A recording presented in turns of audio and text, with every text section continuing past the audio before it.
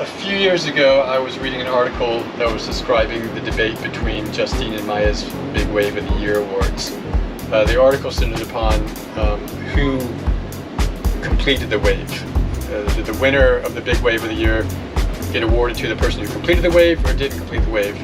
But the whole time I'm reading the article, understanding that someone surfed a 69-foot wave, another person surfed a 71-foot wave, and I'm in disbelief that you can differentiate 2 feet on a 70-foot wave using mostly subjective methods.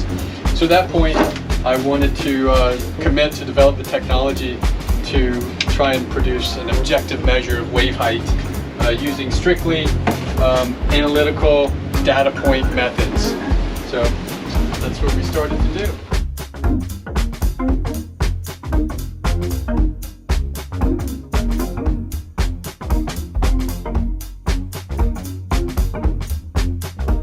If it's really, really big, it will be breaking quite a bit further out.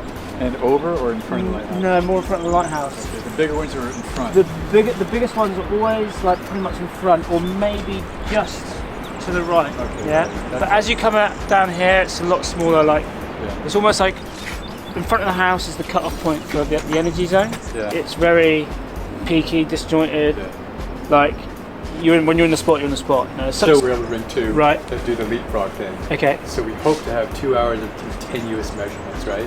Right. So you have the max distance here. Yeah. Now if the drone's here, yeah. you have the min distance, yeah. right?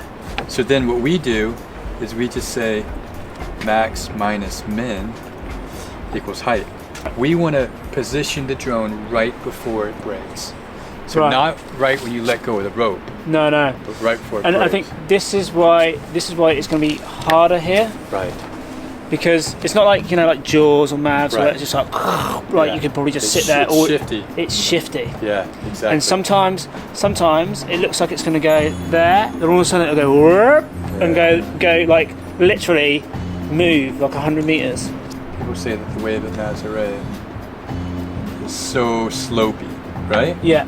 So the minimum could be way the hell out here. Whereas like Jaws or something, it's more like, you know, like that, right? So you can say, oh, right here is definitely, and bottom. like you might be surfing here and do a bottom turn here, right? Yeah. So some people were like, well then, is this the bottom of the wave or is it really? Or is it really down there? And if you argue physics, it's down there. Yeah. So we can do it in Nazare, we can do it everywhere pretty much, right? Yeah. So this is like the ultimate testing ground to see can we perfect our operations. It's just, for me, like just this, like, because I've seen like mountains of water moving, and it is like, how big is that?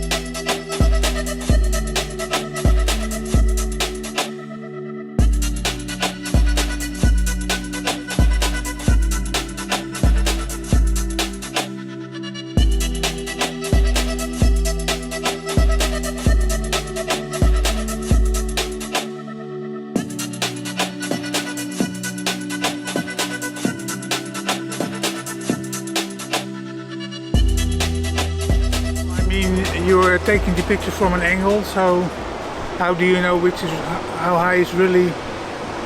So it's if you would be level, you could in theory measure the top, but not really the bottom. But it's from an angle, so a lot of unknowns. Yeah, I would figure it's really well subjective or just an estimate. But if it's a record, there should be some credibility to the height. And that's exactly why we're here. So you're measuring a wave that's actually being surfed by someone too. Right. Okay. So we'll be able to measure their wave while they're on it with a purely objective method.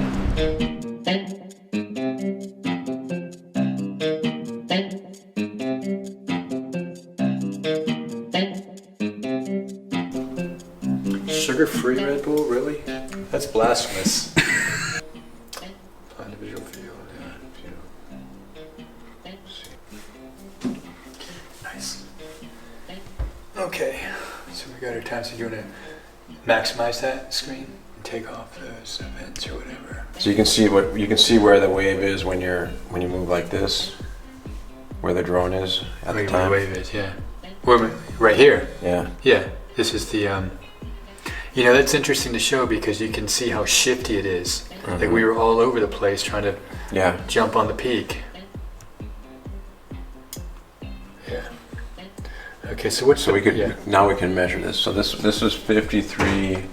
So that's the highest point. So that is 54. Let's call that 53.99. Okay, that's the trough. And then that's 32. Let's just do it exactly. 3.96 minus 32.36.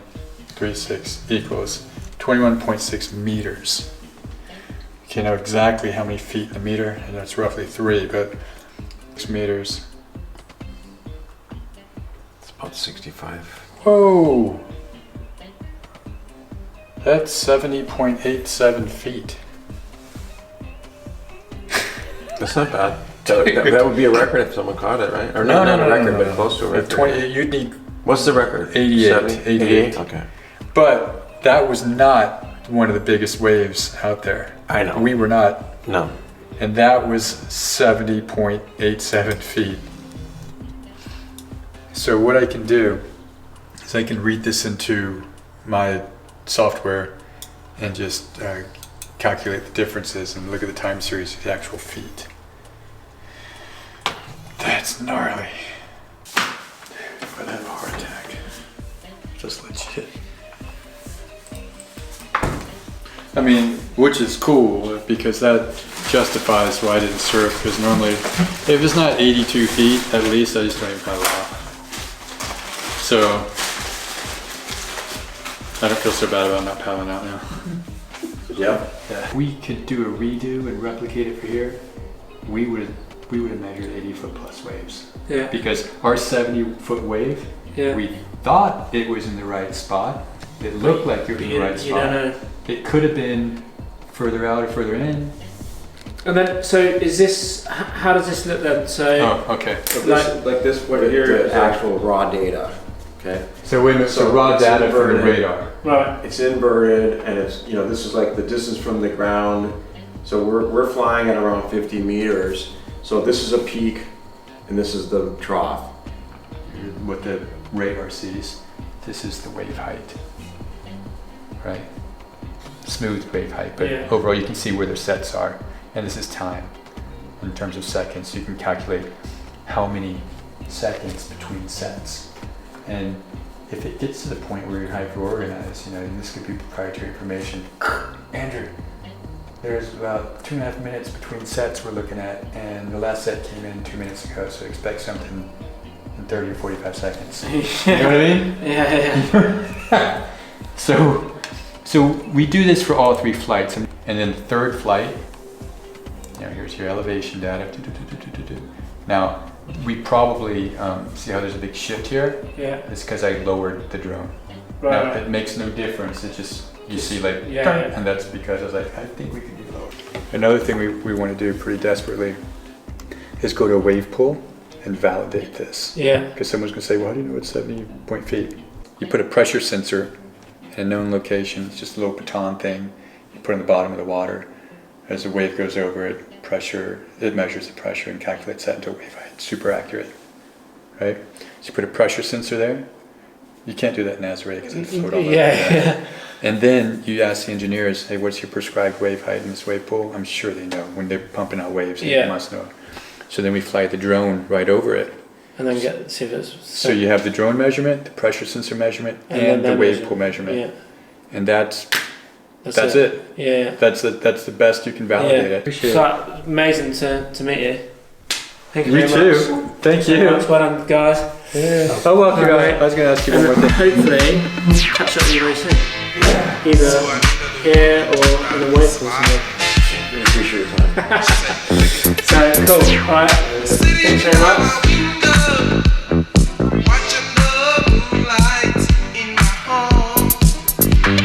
Suddenly my mind, burning out desire in my heart.